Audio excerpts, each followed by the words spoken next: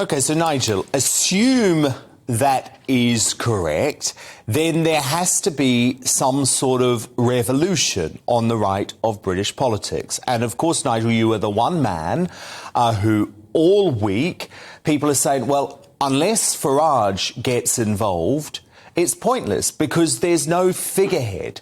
And look, there's some great people on the right, and we love a lot of these people, Nigel. You know, your colleague Richard Tice, who took over the Reform Party, a great man.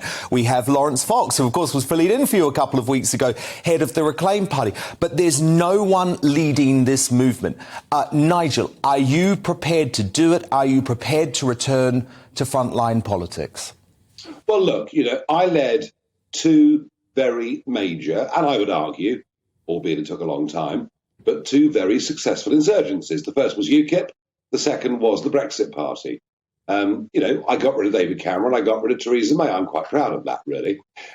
However, that was around, well, you can call it a single issue, but a fundamental issue. And also, I had proportional, representational European elections in which I could win, and by doing that, change the agenda. But you're also looking down at the man who got 4 million votes and 1 seat in the 2015 general election. What is clear to me, if we're going to replace this Conservative Party, if we're going to build a new centre-right movement that believes in the individual as opposed to the big corporate, that believes in national security as opposed to just-in-time supply chains and all of those things, what is clear to me is I absolutely could not do that on my own.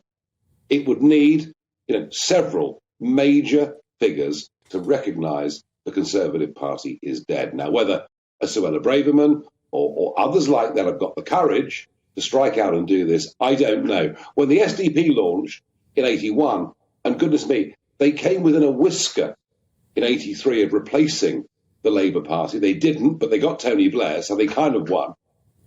There were 4 major former cabinet ministers that set that up. So we need to replace the Conservative Party.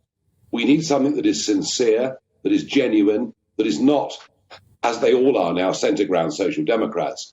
I can't do that on my own, but if there are other major figures that want this to happen, if there are major media organisations that want this to happen, then it can, but I can't do it on my own.